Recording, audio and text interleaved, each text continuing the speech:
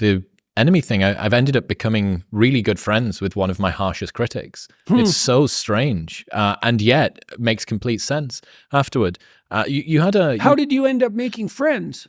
So I got criticized by a pair of podcasters who do this. They kind of take down, or they have a very critical eye of much of the podcasting world, and they did an episode about an episode that I'd done, and they have a right of reply thing. Oh yeah.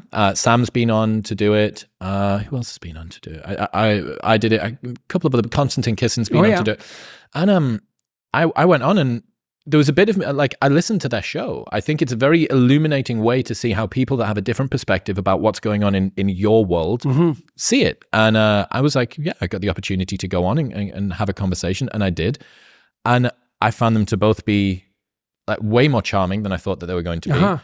And I've ended up, both Chris and Matt, although Matt less so, but with Chris, like, we must speak once a month, every couple of weeks. One of us will just ring and we'll catch up about what's been going on in the world. And he has a very different sort of worldview to me. He lives in a different area of the world. He's a psychologist studying religion, I think, and sacred rituals and stuff like that, rituals rather than religion.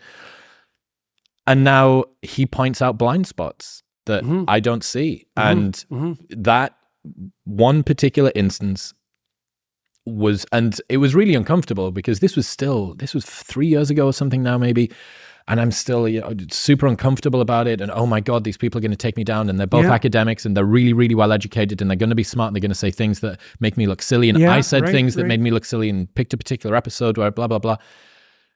And yet, in reflection, it's been that one instance, and the subsequent rumination about it was one of the biggest inflection points for me, going from having blind spots that I hadn't seen to that. And I almost think that the degree of discomfort that I went through was mandatory, because had I have not felt so much like fear and anxiety and embarrassment about the fact that it's going to be out there, and there's going to be all this focus and attention in not a nice way, and there'll be tweets and all the rest of the stuff, that was sufficiently uncomfortable to force me to actually genuinely look at the things that I was doing that I was getting wrong. And I'm sure that there's a million things I'm still getting wrong. But yeah, it was as much a gift as it could be.